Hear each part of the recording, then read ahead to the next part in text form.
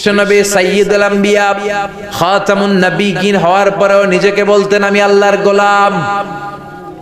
দোয়াতে বলতেন আল্লাহুম্মা ইন্নী আবদুক ওয়া ইবনু আবদিক ওয়া ইবনু আমাতিক নাসিয়াতি বিয়াদিক। বিশ্বনবী বলতেন আল্লাহ আমি আপনার গোলাম, গোলামের ঘরের গোলাম, বান্দির ঘরের গোলাম, আমার 14 গোষ্ঠী আপনার গোলাম। বিশ্বনবী নিজের কি বলতো? আল্লাহ আমি গোলাম। নিজেকে রাসূল বলার আগে আগে বলতো ইন্নী আব্দুল্লাহি ওয়া রাসূলু, আমি আল্লাহর আব্দ, গোলাম এবং তার রাসূল। ঠিক কি না? এজন্য সবচেয়ে বিনয়ী ছিলেন বিশ্বনবী, সবচেয়ে কোমল আচরণের ছিলেন বিশ্বনবী। তাই বিশ্বনবীর সম্মানকে বাড়িয়ে দিয়েছে কে? বন্ধুদের সাথে বিনয়ের আচরণ করতেন, সহকর্মীদের সাথে বিনয়ের আচরণ করতেন, স্ত্রীদের সাথেও বিনয়ের আচরণ করতেন, ছোট্ট বাচ্চাদের সাথেও বিনয়ের আচরণ করতেন। সুবহানাল্লাহ, কি মেজাজ আল্লাহ তাকে দিয়েছেন, কি ব্যক্তিত্ব আল্লাহ তাকে দিয়েছেন। The most amazing personality ever in the world. পৃথিবীতে বিশ্বনবীর চাইতে শ্রেষ্ঠ ব্যক্তিত্ব আর হতে পারে? বিশ্বনবীর গোলাম, বিশ্বনবীর খাদেম ছিল আনাস, 8 বছরের ছোট্ট আনাস। আনাসের মা এসে বলে নবী খোয়াই দিমুকা আনাস, আমার ছেলেরে আপনার খাদেম বানিয়ে দিয়ে গেলাম। বিশ্বনবী বললেন ঠিক আছে আমি গ্রহণ করলাম। ছোট্ট আনাস আর কি করবে? বিশ্বনবীর মেসওয়াক টেনে দেয়, ওযুর পানি এনে দেয়, বিশ্বনবীর জামা কাপড় এনে দেয়। বিশ্বনবী একদিন আনাসরে বললেন ও আনাস আমার শাম দেশের জুব্বাটা ঘর থেকে নিয়ে আসো। বিশ্বনবী জুব্বা শামিয়া পছন্দ করতেন। আনাস শাম দেশের জুব্বা আনতে যে প্রতিমধ্যে ছোট্ট মানুষ তো, মদিনার ছেলে মেয়েরা কুতকুত খেলে, ওইখানে দাঁড়ায় গেল। বিশ্বনবী যে জামা আনতে বলছে ভুলেই গেলেন, দাঁড়িয়ে খেলতে আরম্ভ করলেন। আধা ঘন্টা 1 ঘন্টা হয়ে যায়, নবীর জামা আসে না। নবী ভাবলেন কিরে আনাস রে কখন পাঠালাম জামা আনতে, আনে না কেন? মনে হয় ভুলে গেছে, যাই কি আর করা, নিজের জামা নিজেই নিয়ে আসি। তো জামা আনতে গেলেন, নিজেই বেরোলেন। মদিনার প্রতিমধ্যে দেখলেন যে আনাস বাচ্চাদের সাথে খেলে। বিশ্বনবী কিছুই বললেন না, নিজেও যে খেলা দেখতে শুরু করলেন। আনাস খেলতে খেলতে হঠাৎ আনাসের চোখ বিশ্বনবীর চেহারার দিকে পড়ল। পড়ার সাথেই মনে পড়ছে হায় হায় নবী না জামা আনতে পাঠাইছিল, ভুলে গেছি। আনাস বলে বিশ্বনবীরে দেখে আমার কলিজার এদিকে না, এদিকে উঠে গেছে ভয়। কিন্তু বিশ্বনবী আনাসের একটা ধমকও দেয় নাই, একটা গালিও দেয় নাই, চোখও গরম করে নাই, শুধু একটা মুচকি হাসি দিয়েছে। কি দিয়েছে?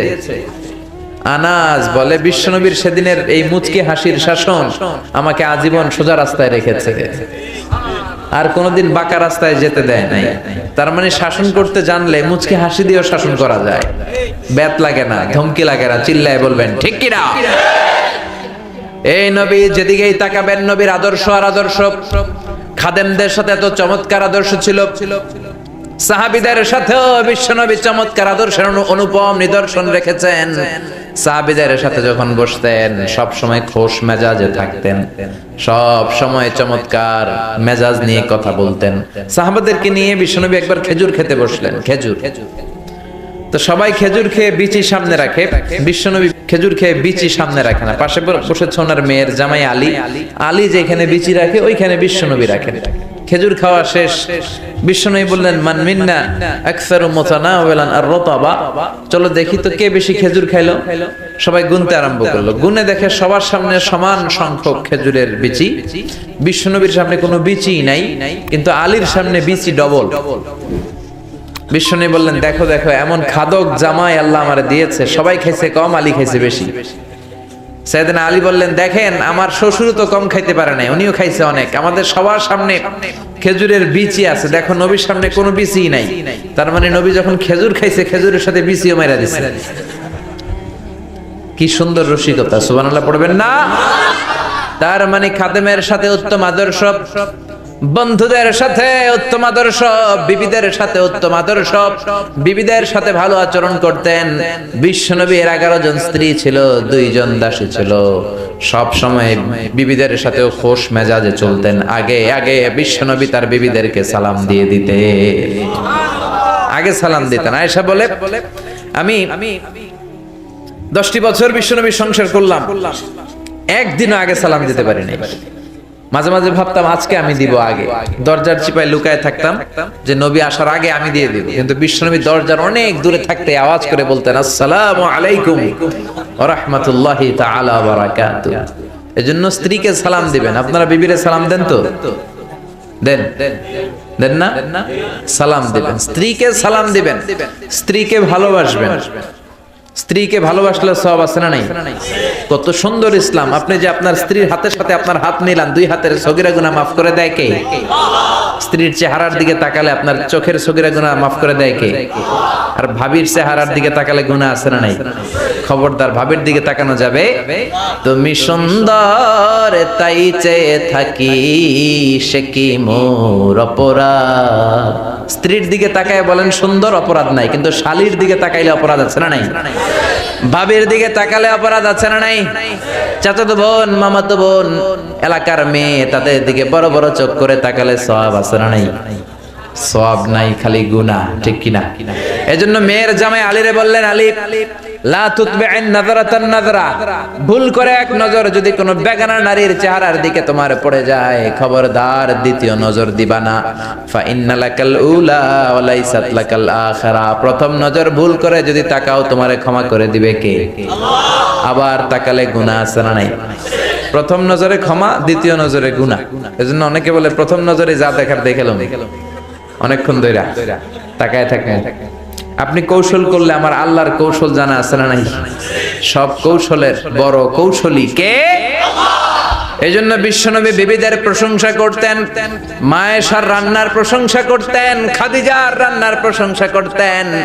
বিশ্বনবী মক্কায় সব চাইতে চমৎকার রান্না করতে জানতেন। বিশ্বনবীর চাইতে চমৎকার রান্না মক্কা শহরের কেউ জানতো না। বিশ্বনবী তো ছাগল পালতেন, প্রতি সপ্তাহে একটা ছাগল জবাই করে দাওয়াতি টার্গেট হিসেবে কাফেরদের আন্ডা বাচ্চা সবগুলোর দাওয়াত করে নিজ হাতে গোশত রান্না করে খাওয়াইতো। সুবহানাল্লাহ পড়বেন না?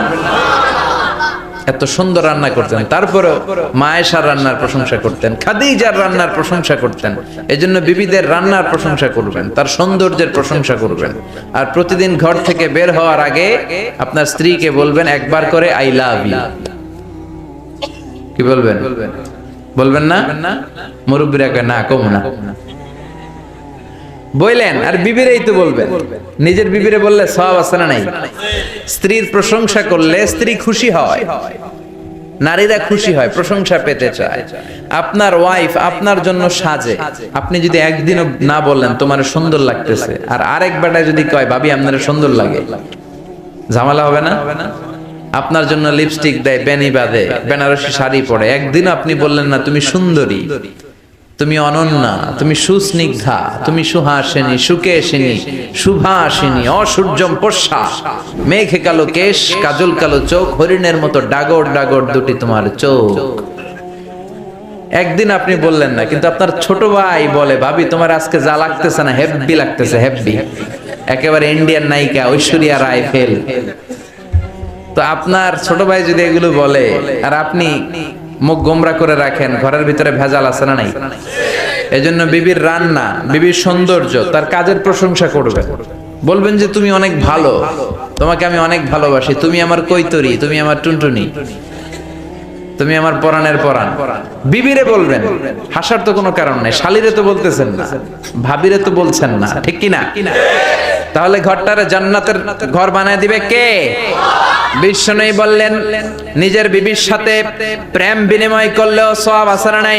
ওয়াফি বুদআই আহাদিকুম সাদাকা, তোমরা যে বিবাহের পরে তোমাদের স্ত্রীদের সাথে মেলামেশা করো তাতেও সদকা দেওয়ার সওয়াব। এক সাহাবী বললেন ইয়া রাসূলুল্লাহ কাইফা যালিক, এটা আবার কেমন কথা, বিবির সাথে মেলামেশা করলে কেমন করে সওয়াব হয়? বিশ্বনবী বললেন সাহাবীরে, এই মেলামেশাটা বিবির সাথে না করে যদি পরকিয়া করে ভাবির সাথে করতা, পাশের বাড়ির মহিলার সাথে করতা, তাইলে গুনাহ আছে না নাই?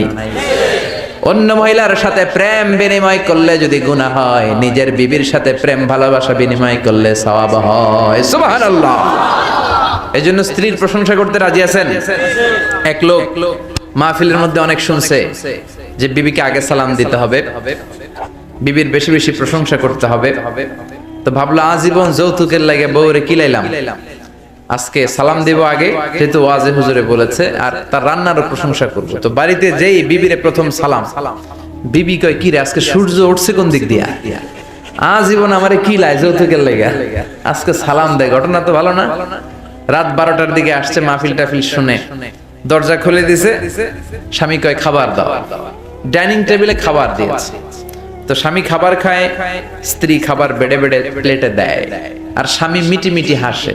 বেবি বলে রাত বাজে 1টা, মাহফিল শুনে আসছে ভালো কথা, খাইতেছো মিট মিট হাসো কেন?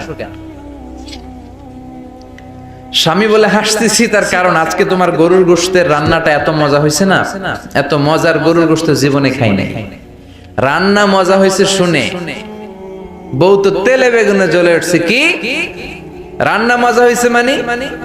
বিগত 10 বছর ধরে তোমার রান্না করে খাওয়াই, একদিনও রান্নার প্রশংসা করলা না। আর আজকে পাশের ঘরের ভাবি একটু গরুর গোশতের তরকারি পাঠাইছিল, ওই গরুর গোশতের তরকারি দিয়েই তোমার রাতের খাবার দিছি, ঘরে আর কিছু রান্না টান্না করি নাই। ওই মহিলার হাতের গরুর গোশতের রান্না তোমার এত ভালো লাগছে, খাও, জন্মের খাওয়া খাও, আর রান্ধন না। এরকম না বুঝে যদি উল্টা পাল্টা প্রশংসা করেন তাহলে ভেজাল আছে না নাই? এজন্য স্ত্রীদের প্রশংসা করবেন, স্ত্রীকে ভালোবাসবেন, ফ্যামিলিটারে জান্নাতি ফ্যামিলি বানায় দিবে কে? বিশ্বনবী বিবিদের সাথে ভালো আচরণ করতেন, আগে আগে সালাম দিতেন, তাদের সুখ দুঃখের সাথী হয়ে যেতেন। তার মানে বিশ্বনবী খাদেমদের সাথে ভালো, বন্ধুদের সাথে ভালো। বিশ্বনবী ছিলেন তার বিবিদের সাথেও ভালো। আবার বিশ্বনবী ছোট বাচ্চাদের দেখলে আদর করতেন।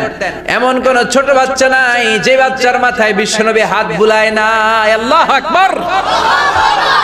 আমরা আতর ব্যবহার করি এই জায়গায়, বিশ্বনবী আতর ব্যবহার করতেন হাতের এই জায়গায়, আর ওই ব্যবহার করা আতর দিয়ে বিশ্বনবী মদিনার সব বাচ্চাদের মাথায় হাত বুলিয়ে দিতেন। আর বিশ্বনবীর ব্যবহার করা আতরের ঘ্রাণে পুরো মদিনা শহরে আমোদ হয়ে যেত। 2 নাতি ছিল বিশ্বনবীর, হাসান আর হুসাইন, তাদেরকে অনেক ভালোবাসতেন। বিশ্বনবী বলতেন রাইহানাতাইন, হাসান হুসাইন হলো আমার সুগন্ধি, হাসান হুসাইন হলো আমার পারফিউম।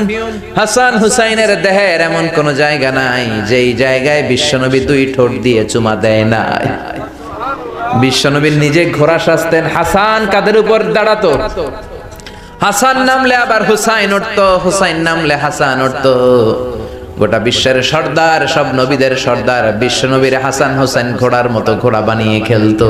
সুবহানাল্লাহ। নবীর মায়ের তোরা দেখে যা আমিনা মায়ের কোলে, মধু পূর্ণিমারি সেথা চাঁদ দোলে, যেন উষার কোলে রাঙা রবি দোলে। তোরা দেখে যা আমিনা মায়ের কোলে, কুল মখলুকে আজি ধ্বনি ওঠে কে এলোই, কালিমা শাহাদাতের বাণী ঠোঁটে কে এলোই, পড়ে দুরুদ ফেরেশতা বেহেশতের দুয়ার খোলে। তোরা দেখে যা আমিনা মায়ের কোলে। আল্লাহু আকবার। আমার এত ভালোবাসতেন। বিশ্বনবী বলতেন যে ফাতেমারে কষ্ট দেয় সেজন্য আমি নবীরে কষ্ট দেয়, আর যে ফাতেমার মনের মধ্যে আনন্দ দেয় সেজন্য আমি নবীরে আনন্দ দেয়। বিশ্বনবী কোন সফরে গেলে সবার শেষে ফাতেমার সাথে দেখা করে বের হতেন, আবার সফর শেষ করে বাড়িতে আসার সময় সবার প্রথম ফাতেমার সাথে দেখা করতেন। বিশ্বনবী বলতেন আল্লাহ কিয়ামতের দিন যখন কেউ কাউরে চিনবে না, ওই কঠিন দিনে আমি যেন আমার প্রাণের খাদিজারে ভুলে না যাই। মহিলাটাই আমার হাতে প্রথমে কালিমা পড়ে ইসলাম ধর্ম গ্রহণ করেছে। মক্কায় কেউ যখন আমারে সাহায্য করে নাই তখন আমার খাদিজা আমারে ভুলে নাই। কেউ যখন আমারে শেল্টার দেয় নাই, সাহায্য করে নাই, খাদিজা আমারে সাহায্য করেছে। মক্কার লোকেরা 3 বছর শিয়াবে আবি তালেবে আমার জেলের মধ্যে রেখেছিল।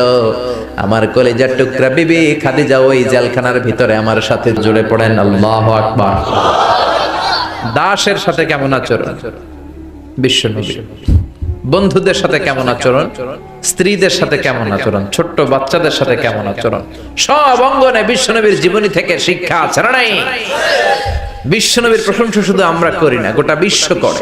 আপনি ব্রিটিশ মিউজিয়ামে মানে ইংল্যান্ডে যদি যান, ওখানকার একটা এন্ট্রেন্সে সাদা পাথরের শ্বেত পাথরের ফলকে লেখা বিশ্বনবীর ব্যাপারে একটা কমেন্ট যে as a father, as a teacher, as a lawgiver, as a lawmaker, as a reformer of the society, Muhammad is the superman of the world. একজন বাবা হিসেবে, স্বামী হিসেবে, নেতা হিসেবে মুহাম্মদ হচ্ছে এই পৃথিবীর একজন সুপারম্যান। সুবহানাল্লাহ পড়বেন না? সুবহানাল্লাহ পড়বেন না? এজন্য আল্লাহ বললেন মুহাম্মাদুর রাসূলুল্লাহি ওয়াল্লাযীনা মাআহু আশিদ্দাউ আলাল কুফফারি রুহামাউ বাইনাহুম। মুহাম্মদ হলো আল্লাহর রাসূল, সর্বশ্রেষ্ঠ রাসূল। এই রাসূলের সাথে কারো কোনো তুলনা নাই। অনেকে বলে সাইয়েদনা দাউদ নবীর কণ্ঠ নাকি বড় চমৎকার ছিল, কথাটা ঠিক, কিন্তু বিশ্ব নবীর চাইতে বেশি চমৎকার নাকি? আমার নবীর কণ্ঠ সবচেয়ে সুন্দর ছিল। অনেকে বলে ইউসুফ নবী নাকি সবচেয়ে সুন্দর ছিল, কথাটা ঠিক, কিন্তু আমার নবীর চাইতে সুন্দর না। অনেকে বলে মুসা নবী অনেক শক্তিশালী ছিল, কিন্তু আমার নবীর চাইতে বেশি শক্তিশালী নাকি? বিশ্ব নবী বলতেন আমার এক হাতের ভেতরে জান্নাতে 40 জন পুরুষের শক্তি ঢুকিয়ে দিয়েছে কে? সবচেয়ে বড় কুস্তিগির রুকানাকে বিশ্ব নবী হাত দিয়ে তুলে ধরে জমিনের মধ্যে 3টা আছাড় মেরেছে। চিল্লায় পড়েন আল্লাহু আকবার। ওই নবীর প্রেম অন্তরে থাকার দরকার আছে না নাই? ওই নবীর জন্য রক্ত দেওয়ার দরকার আছে না নাই? নবীর জন্য দেহের সব বিলিয়ে দিতে রাজি আছে মুসলমান? ওই নবীর বিরুদ্ধে কথা বললে তাদের বিরুদ্ধে মাঠে নামতে রাজি আছে মুসলমান?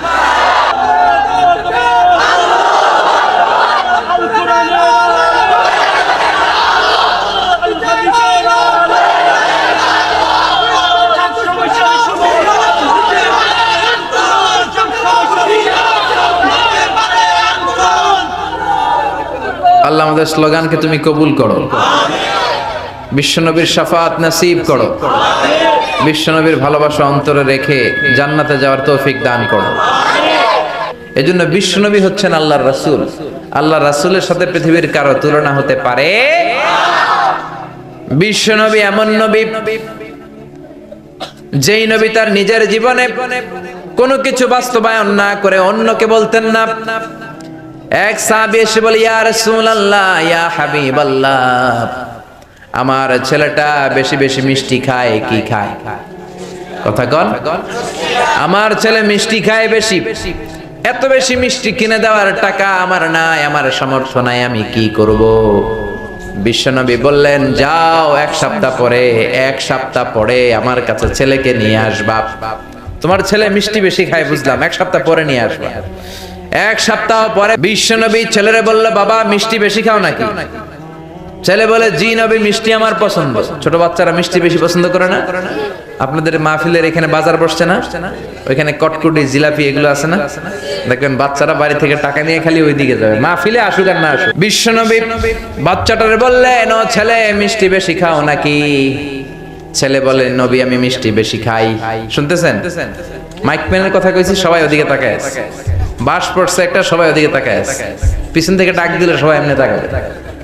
বাংলাদেশিরা খুবই সহজ সরল মানসিকতার আমরা। এজন্য বিষ্ণু বলেছেন আহলুল জান্নাতি বালহা, বেশি সহজ সরল বোকা মানুষেরাই জান্নাতে প্রবেশ করবে। দুনিয়ার ব্যাপারে বোকা, কিন্তু আখিরাতের ব্যাপারে চালাক, ঠিক কি না? শুনতেছেন না? ঝিমায় পড়ছেন? কষ্ট হচ্ছে না তো? রাত অনেক হয়েছে না? কয় না। রাত বাজে 10:30, কয় না। ওয়াজ অল্প শুনবেন, আমল করবেন বেশি, কবুল করবে কে? বিশ্বনবী ছোট্ট ছেলেটারে বললেন বাবা মিষ্টি বেশি খাও নাকি? ছেলে বলে নবী বেশি খাই, কারণ মিষ্টি আমার ভালো লাগে, মিষ্টি আমি পছন্দ করি।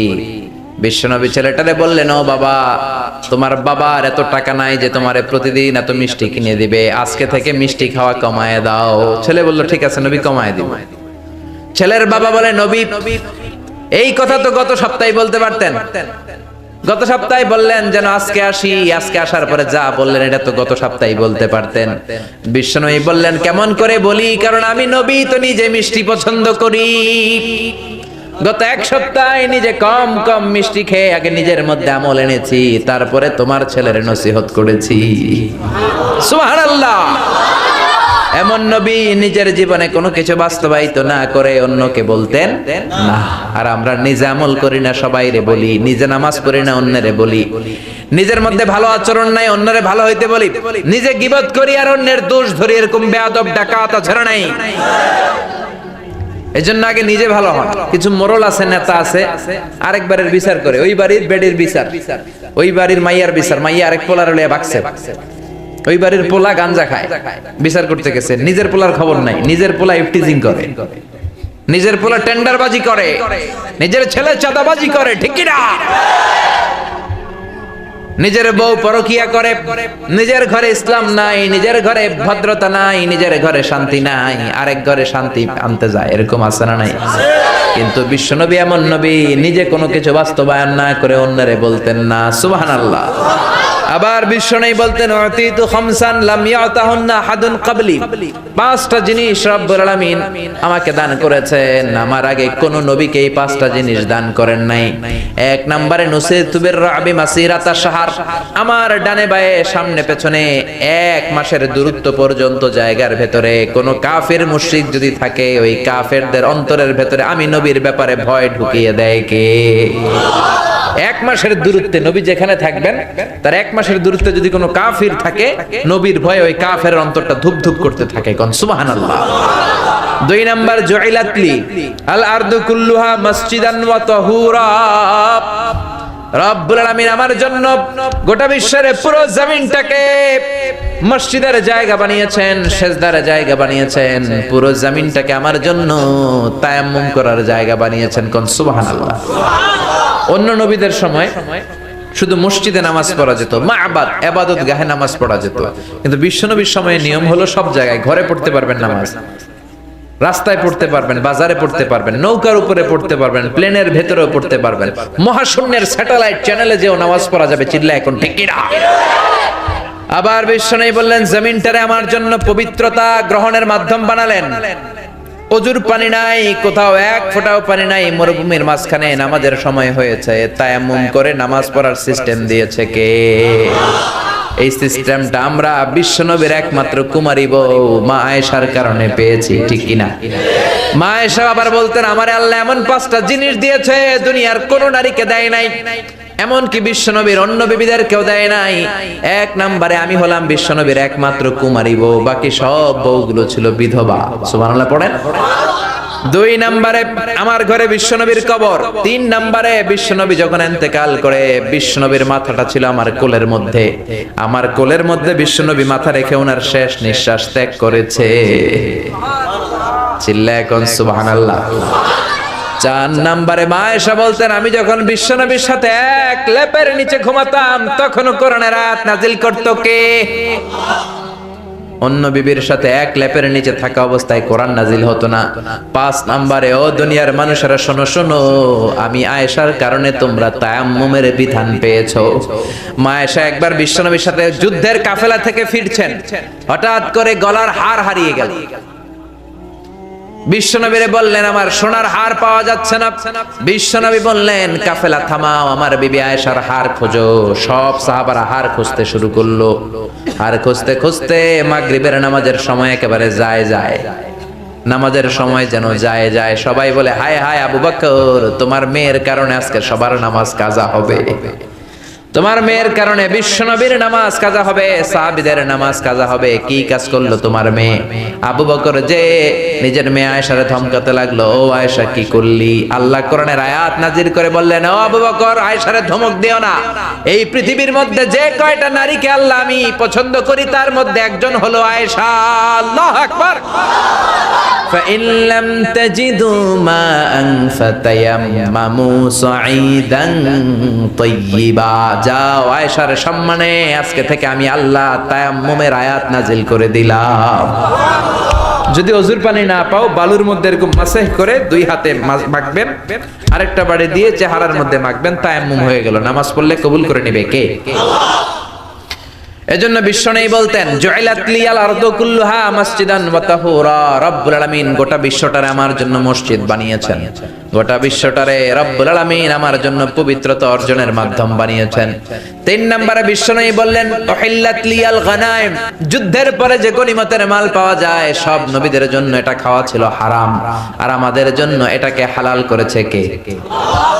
4 নম্বরে বিশ্বনবী বললেন উতিতু শাফাআহ, কিয়ামতের দিন কোন নবীও শাফাত করতে পারবে না একমাত্র আমি নবী মুহাম্মদ ছাড়া, ঠিক কি না? সব শেষে বিশ্বনবী বললেন ওয়া কানা আন-নাবিয়্যু ইবআসু ইলা কওমিহি খাসসা, দুনিয়ার সব নবীকে রব্বুল আলামিন নির্ধারিত জাতির কাছে, গোষ্ঠীর কাছে পাঠিয়েছেন, আর আমাকে রব্বুল আলামিন গোটা বিশ্বের জন্য বিশ্ব নবী করে পাঠিয়েছেন। জোরে বলেন সুবহানাল্লাহ। এরা হতে হেলে দুলে নুরানি তনু ওকে আসে হায়, সারা দুনিয়ার হেরে মেরে পর্দা খুলে খুলে চাই সে যে আমার কামলিওয়ালা কামলিওয়ালা। তার ভাবে বিভোল রাঙা পায়ের তলে, পর্বত জঙ্গল টলো মল টলে, খুরমা খেজুর বাদাম জাফরানি ফুল ঝরে ঝরে যায় সে যে আমার কামলিওয়ালা কামলিওয়ালা। পড়েন আল্লাহু আকবার। এজন্য রব্বুল আলামিন বললেন মুহাম্মাদুর রাসূলুল্লাহ। মুহাম্মদ কার রাসূল? জোরে বলেন। ঘুম আসছে? শীতে ধরছে? কষ্ট হচ্ছে?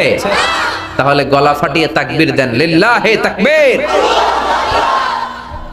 আল্লাহ বললেন মুহাম্মদ আমার রাসূল। এরপরে বললেন ওয়াল্লাযীনা মাআহু আশিদ্দাউ আলাল কুফফারি রুহামাউ বাইনাহুম।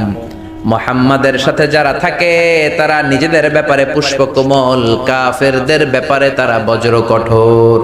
মুহাম্মাদের সাথে কারা থাকে? সাহাবারা। কারা? সবাই বলেন কারা? আরো জোরে বলেন কারা?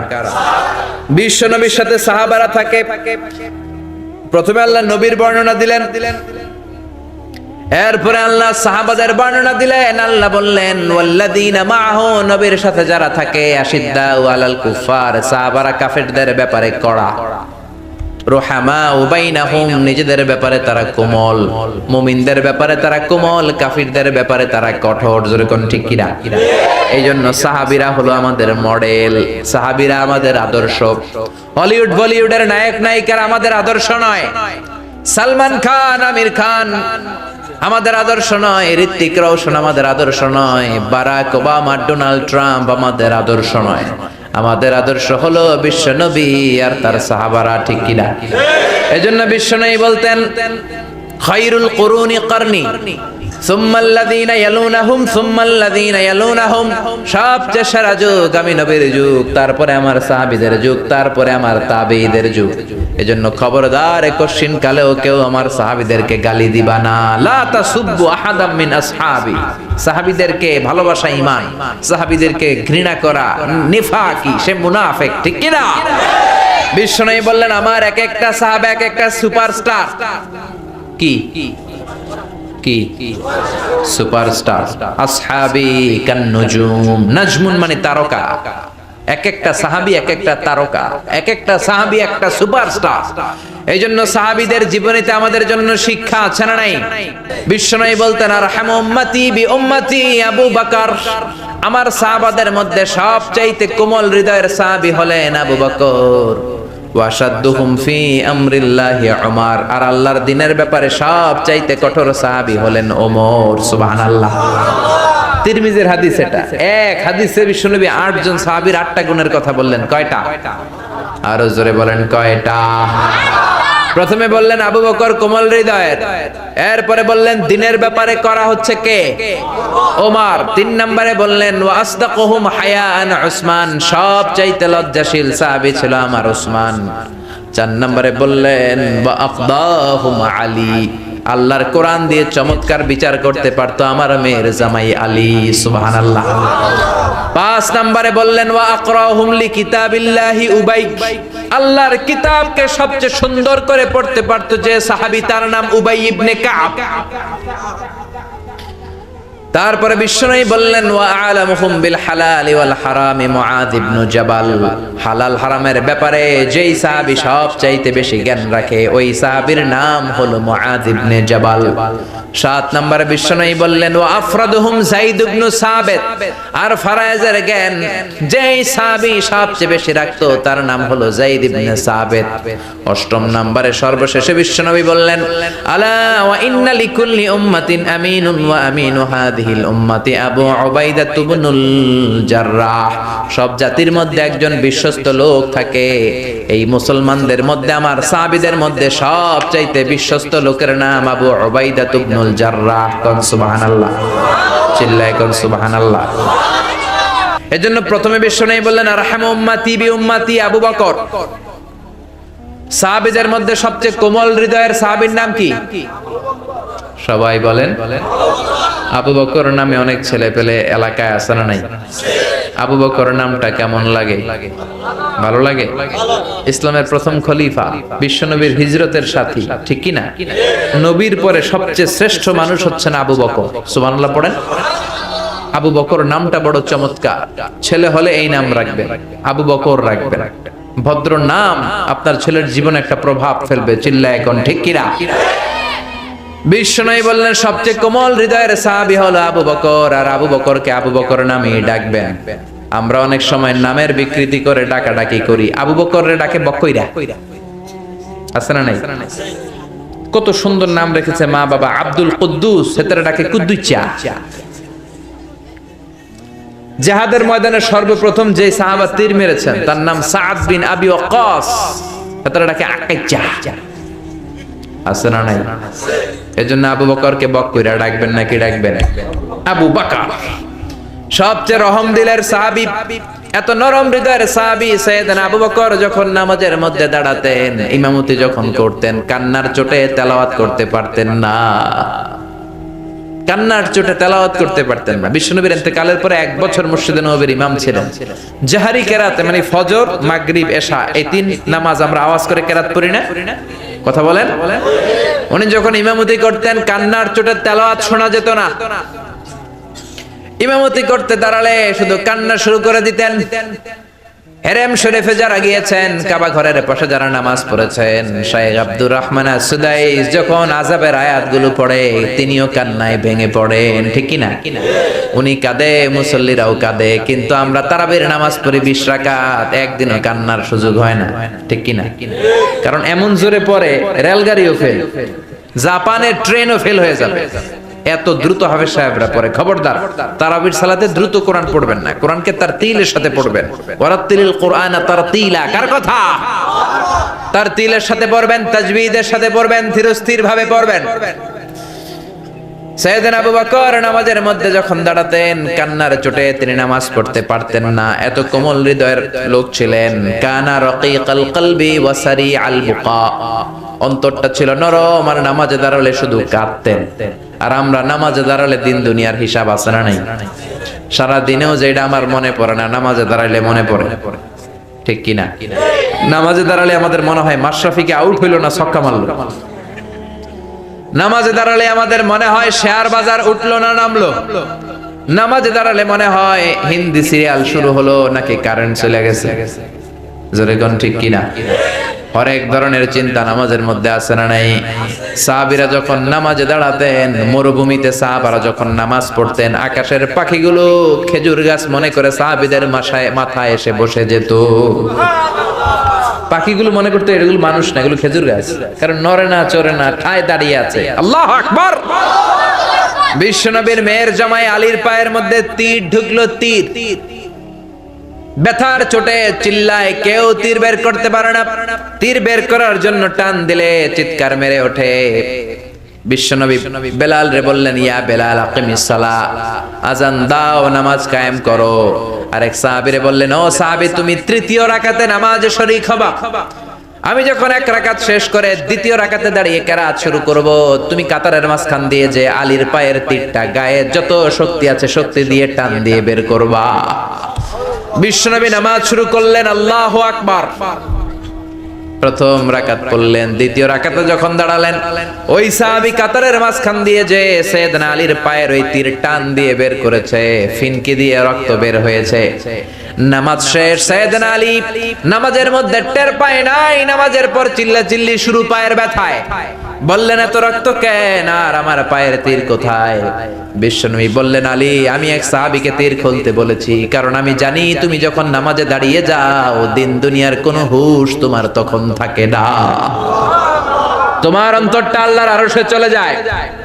নামাজের আগে টানাটানি করে লাভ হয় নাই, নামাজ পড়া অবস্থায় তুমি এমন ধ্যানের ভেতরে চলে গিয়েছো, তোমার পা থেকে জোর করে তীর বের করা হয়েছে, ফিনকি দিয়ে রক্ত বের হয়েছে, নামাজের জায়গায় রক্তের সয়লাভ, কিন্তু এক বিন্দুর জন্য তুমি টের পাও নাই রে আলী।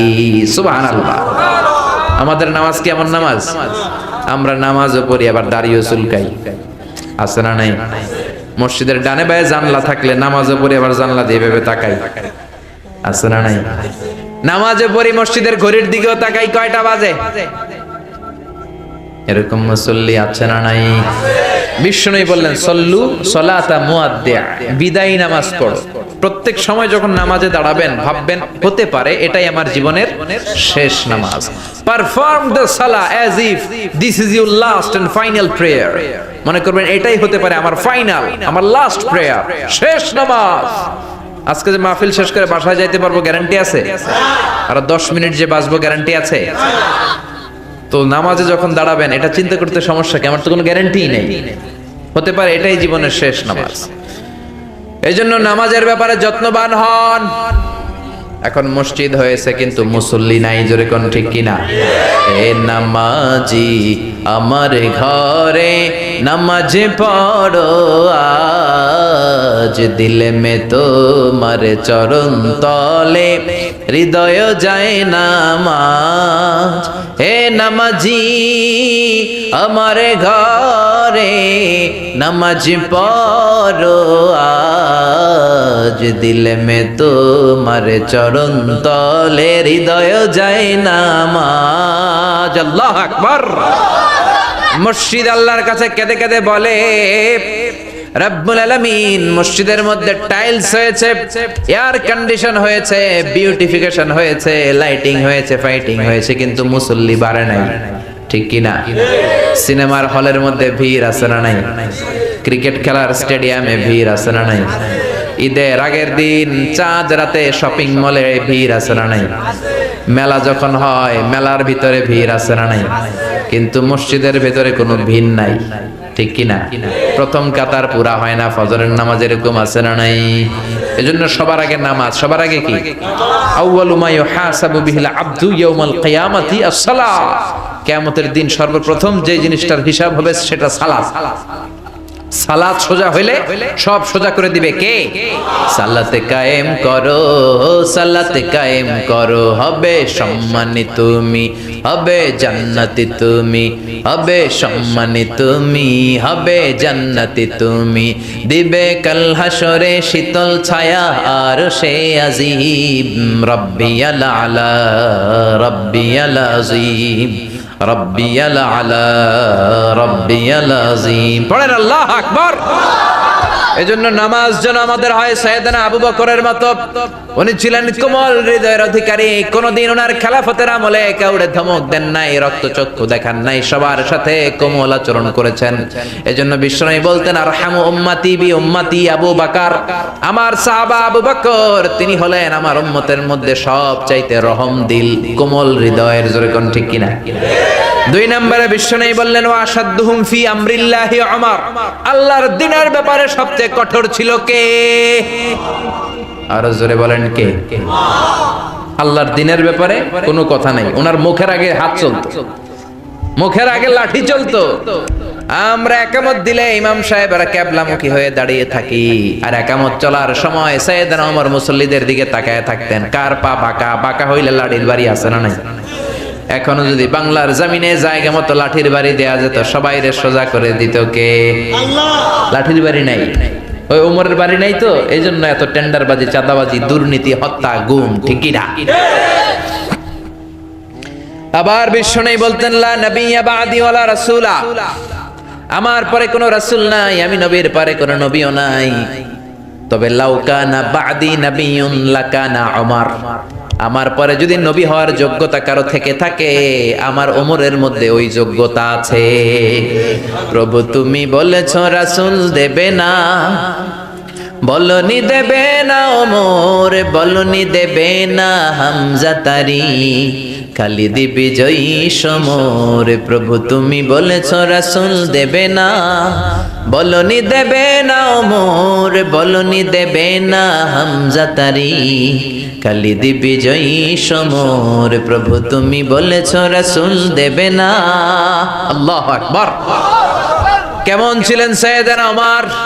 বিষ্ণুই বলতেন আল্লাযী নাফসি বিয়াদিহি মা সালাকাকা আশ-শাইতানু ফাজ্জান সালিকান ইল্লা সালাকা ফাজ্জান গায়রা ফাজ্জিক। ও ওমর, শয়তান যদি তোমারে কোনো রাস্তা দিয়ে আসতে দেখে, শয়তান ওই রাস্তা রেখে দিয়ে অন্য রাস্তা দিয়ে হাঁটে। কথা বুঝেন নাই? ওমরে ফারুককে যদি শয়তান দেখতো যে এই রাস্তা দিয়ে আসতেছে, শয়তান এই রাস্তা থেকে আরেক রাস্তা দিয়ে হাঁটতো। চিল্লায় কোন আল্লাহু আকবার। শয়তান ওনারে ভয় পেত, ইহুদিরা ভয় পেত, নাসারারা ভয় পেত। একবার বিশ্বনবীর বিবিরা বিশ্বনবীকে ধরল, নবী ও নবী, আপনি যখন আয়েশার ঘরে থাকেন ওই দিন সাহাবারা বেশি বেশি হাদিয়া পাঠায় কেন? আর আমাদের ঘরে যখন থাকেন হাদিয়া পাঠায় না কেন? আগামী দিন জুমার নামাজের পরে আপনি ঘোষণা দিবেন, আপনি যেই বিবির ঘরেই থাকেন না কেন সাহাবারা যেন বেশি বেশি হাদিয়া পাঠায়। বিশ্বনবী বললেন আমি বলতে পারবো না। বিবিরা বললেন আপনার পারতেই হবে। বিশ্বনবী বললেন আমি বলতে পারবো না। বিবিরা বলল বলতে আপনাকে হবে। ও মিয়া, লোকেরা ইমাম সাহেবের বাড়িতে কোন দিন কোন হাদিয়া দিবে, এটা কি ইমাম সাহেবের ইচ্ছায় নাকি লোকেদের ইচ্ছায়? কথা বলেন।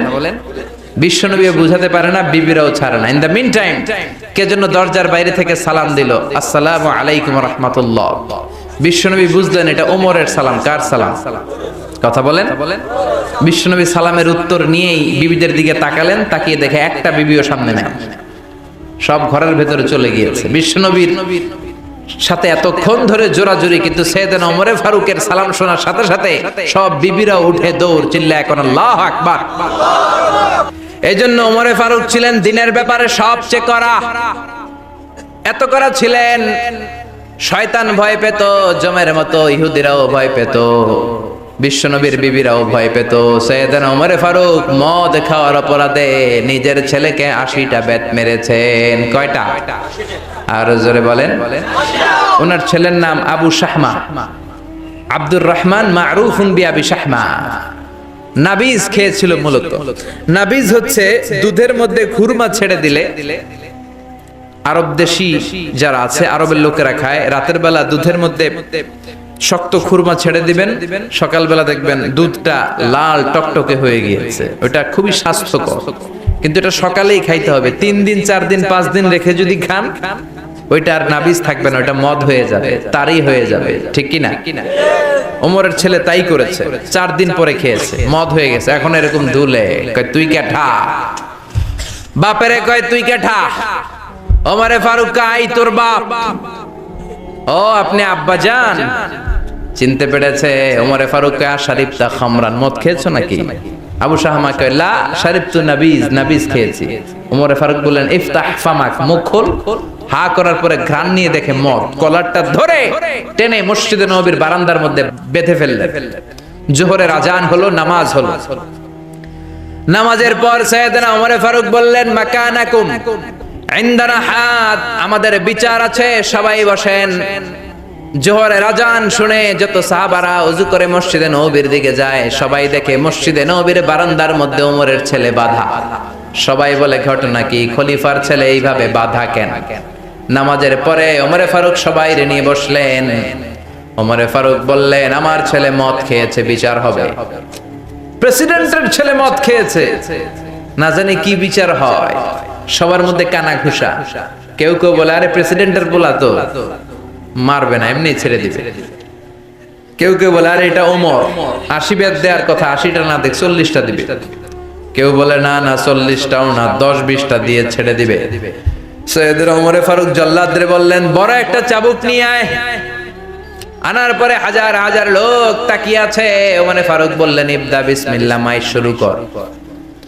জল্লাদ গায়ে যত জোর ছিল মারতে শুরু করলো। ওয়াহিদ ইসনাইনি তালাতা, 1 2 3, 3 চাবুক মারার পরে ওমরে ফারুক জল্লাদকে এক থাপ্পড় মেরে দূরে ফেলে দিলেন। বললেন বেটা তুই কি চাবুক মারস না চাকরি বাঁচাস? আস্তে মারলি কেন? আসলে আস্তে মারে নাই, গায়ে যত জোর ছিল জোরসে মেরেছে, কিন্তু ওমরের ওই মায়ের পছন্দ হয় নাই। সাইয়েদনা ওমরে ফারুক বললেন তোর হিসাবে মায়ের হইছে 3টা, আমার হিসাবে হইছে 1টা। আমার হাতে চাবুক দে, আমি 2 নাম্বার বাড়ি থেকে আরম্ভ করব। মারতে লাগলেন 2 3।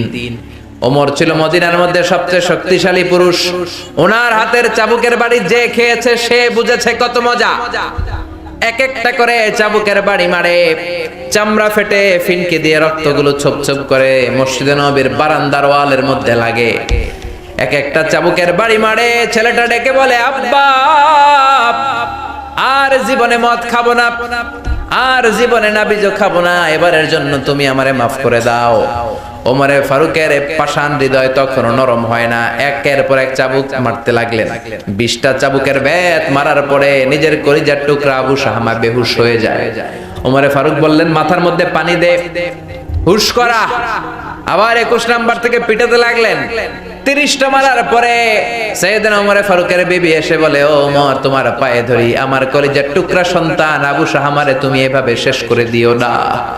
80টা বেত মারার কথা মেরেছো, 30টা বাকি আছে কয়টা? জোরে বলেন। বাকি 50টা বেতের বিনিময়ে, এক একটা বেতের বিনিময়ে একটা করে ওট আল্লাহর রাস্তায় আমি সদকা করে দেব। ওমরে ফারুক বললেন, আবু শাহমার মা, এটা আল্লাহর আইন, আল্লাহর বিচার, শুধু ওট সদকা করবা কেন? গোটা বিশ্বটা যদি আমার হাতে এনে দাও, 80টা বাড়ির একটা বাড়িও আমি কম দিতে পারবো না। আল্লাহু আকবার। মারতেই লাগলেন। 50টা বাড়ি মারার পরে ছেলে দুনিয়া থেকে শেষ। আবু শাহমার বেঁচে নাই, মরে গেছে। ওমরে ফারুক বললেন, জানাজা দে, গোসল দে, কবর দে। কবর দেওয়ার পরে কবরের উপরে মারতে আরম্ভ করলেন। 51, 52, 53, 80টা বেত মারার পরে আল্লাহরে ডেকে বললেন, আল্লাহ, আমার নিজের কলিজার টুকরা ছেলেরে পিটায় মাইরা ফেলাইছি মদ খাওয়ার অপরাধে, কিয়ামতের দিন তুমি আমারে জালিম বলে ডাক দিতে পারবা না। সুবহানাল্লাহ কইবেন না? এই জন্য ইসলাম বলে আইন সবার জন্য সমান। ইসলাম বললে চুরি করলে হাত কেটে দাও, সবার জন্য সমান। প্রধানমন্ত্রীর ছেলেও যদি চুরি করে হাত কাটার দরকার আছে না নাই? আবার রিকশাওয়ালা, ঠেলাওয়ালা, দিন মজুর যদি চুরি করে হাত কাটার দরকার আছে না নাই? পুরুষ চুরি করলে হাত কাটার দরকার আছে না নাই? নারী চুরি করলে হাত কাটার দরকার আছে না নাই? হিজড়ারা যদি চুরি করে হাত কাটার দরকার আছে না নাই? কারণ আইনটা কার? তবে এই চুরি, আম চুরি, ডাব চুরি, মাছ চুরি, কাঁঠাল চুরি, ডিম চুরি, মুরগি চুর, এদের হাত নয়। বড় বড় চোরদের হাত আগে কাটতে হবে, ঠিক কিনা? যারা এক সিগনেচারের খোঁচায় দেশের টাকা মেরে দেয়, কালো টাকার পাহাড় বানায়, শেয়ার বাজার মেরে দেয়, পদ্মা সেতু মেরে দেয়, সব খায়া ফেলায়, এরকম টাকা তাছাড়া নাই।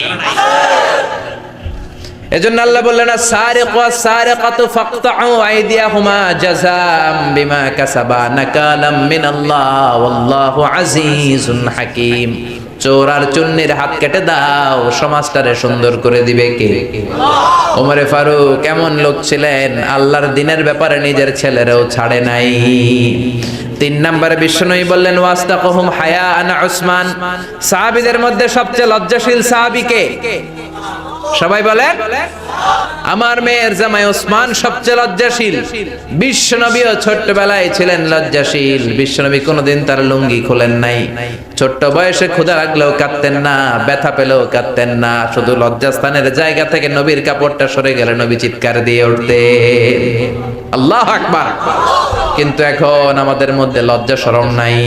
আছি আমরা এখন জামানায়, লাজ শরম গেছে হারায়। আছি আমরা এখন জামানায়, লাজ শরম গেছে হারায়। পাতলা শাড়ির বাহার, পাখি ড্রেস, লেহেঙ্গা পোশাক দেখে নারীর লাজে মরে যাই। হায় হায়, আছি আমরা এখন জামানায়, লাজ শরম গেছে হারায়। ঠিক কিনা? এই দেশে এখন লাজ শরমের বালাই নাই। মেয়েদের পোশাকের এত মারাত্মক অবস্থা, যুবক ছেলেগুলোর চরিত্র শেষ, মেয়েদের চলাফেরার এমন মারাত্মক অবস্থা, সামাজিক অবক্ষয় একেবারে চূড়ান্তে। ঠিক কিনা? আপনাদের উপকূলীয় এলাকায় তো এগুলা নাই না? আজকে আমি আসার পথে খুব মেয়েটাই আমার চোখে পড়ে নাই। আমি শুনেছি সাগর পাড়ের লোকেরা খুব নামাজি হয়, পর্দাশীল হয়। 1-2টা মেয়ে আমি দেখেছি রাস্তায় রাত্রে। এই কারণে দিনের বেলা ঠিকই আছে, দুনিয়া কে মজ্জা লেল্লা, দুনিয়া তো মারি হ্যাঁ, নাকি? এজন্য খবরদার, মেয়েদেরকে পর্দা করাবেন। লাজুকতা ইসলামের গুরুত্বপূর্ণ অংশ। আল হায়াউ শুআবাতুম মিনাল ঈমান। লজ্জা হলো ঈমানের অঙ্গ। যার লজ্জা নাই তার ঈমান নাই। জোরে কোন ঠিক কিনা?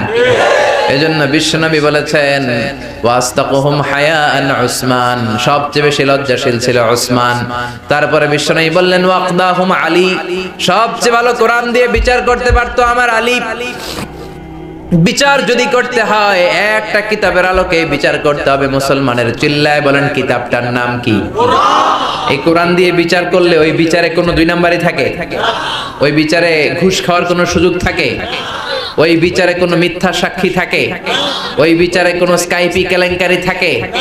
ওই বিচারে ঘুষ দেওয়ার কোনো সুযোগ থাকে? এজন্য বিশ্বনবী বললেন মান ক্বালা বিহি সাদাকা, যে কোরআন দিয়ে কথা বলে সত্য বলে, ও মান আমিলা বিহি উজরা, কোরআন দিয়ে আমল করলে আমল নামায় সওয়াব দেয় কে? ও মান হাকামা বিহি আদালা, কোরআন দিয়ে বিচার করলে ওই বিচারের মতো শ্রেষ্ঠ বিচার আছে নাকি? আছে, আছে। 5 নম্বরে বিশ্বনবী বললেন আকরাহুম উবাই, আমার সাহাবীদের মধ্যে সবচাইতে ভালো কোরআন তেলাওয়াত করতে জানতেন উবাই ইবনে কাব। কি নাম? এজন্য চমৎকার কণ্ঠে কোরআন তেলাওয়াতের দরকার আছে না নাই? আপনাদের এই দ্বীপ এলাকায় মক্তব আছে তো না? সকালে ছেলে মেয়েদেরকে কোরআন শেখান। এটা আমাদের অনেক দিনের ঐতিহ্য। এই ঐতিহ্য ভাঙবেন না, ভাঙবেন তো মরবেন। ঠিক কি না? কোরআন শিখান, ছেলেগুলো আল্লাহওয়ালা হবে, নামাজওয়ালা হবে, ইসলামওয়ালা হবে। আর কোরআন শিখাবেন না হবে ডাকাই, হবে টেন্ডারবাজ, হবে গুন্ডা, হবে বদমাশ। ধরে কোন ঠিক কিনা? এজন্য সকালবেলায় কোরআন শিখাবেন। প্রতিদিন যেন কোরআনের তেলাওয়াত হয়, প্রতিদিন যেন কোরআনের একটা হলেও আয়াতের অর্থ পড়া হয়।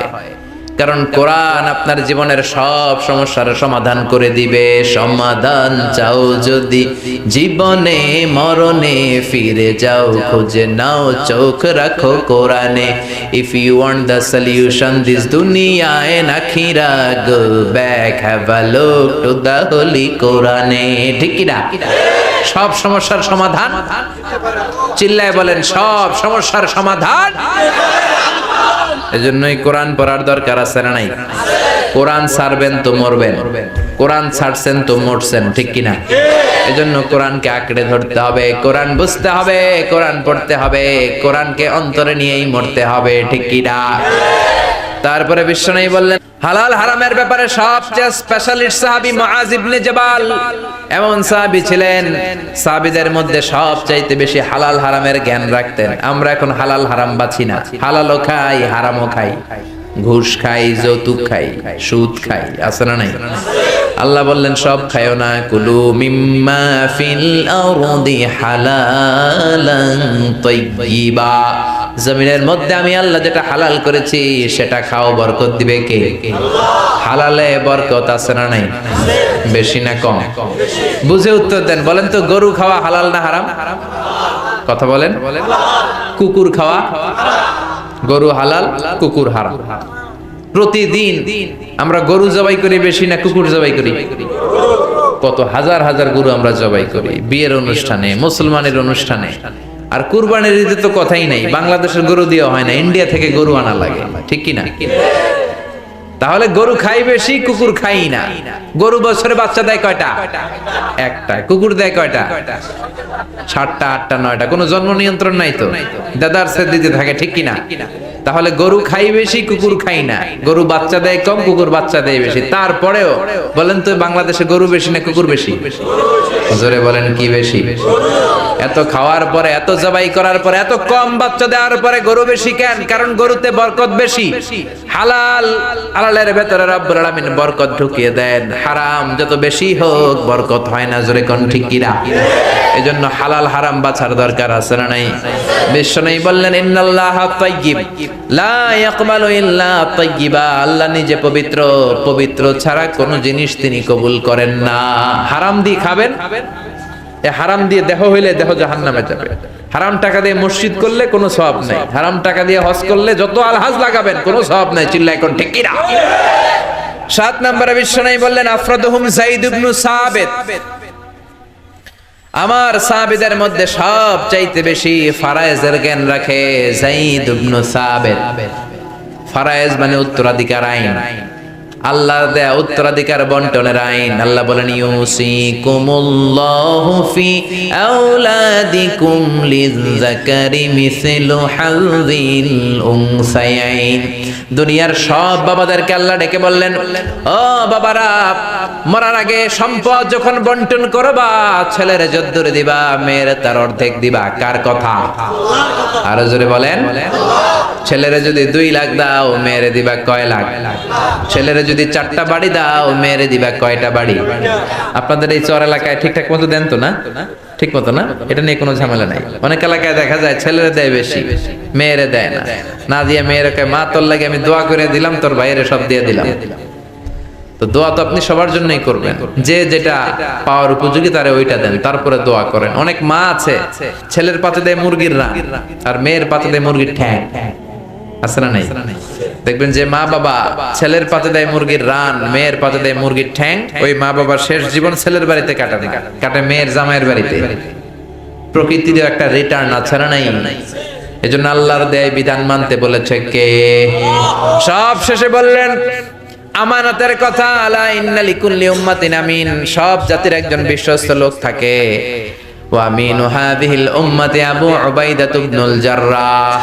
আর এই উম্মতের মধ্যে, আমাদের এই মুসলিম উম্মতের মধ্যে সবচাইতে বিশ্বস্ত সাহাবীর নাম আবু উবাইদা ইবনুল জাররাহ। বিশ্বাসী সাহাবী, the most trustworthy company of the prophet।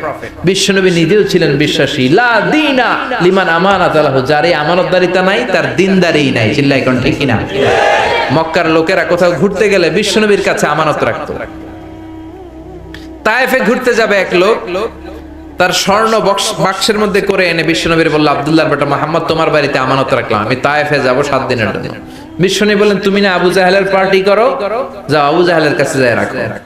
ওই লোক বলে, আমি তো জানি পেছে পইরা আমি আবু জাহেলের পার্টি করি, কিন্তু আমানত রাখা যাবে না।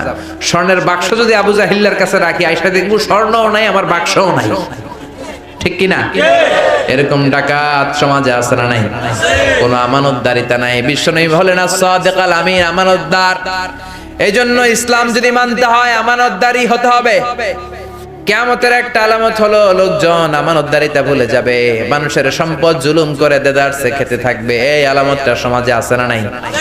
যেই লোক যেই চেয়ারে বসার যোগ্য নয়, ওই লোক যদি ওই চেয়ারে বসে, এটাই আমানতের খেয়ানত। ঠিক কিনা? এখন এরকম আছে না নাই? চাকরি পাওয়ার যোগ্যতা নাই, চাকরি পায়। আছে না নাই?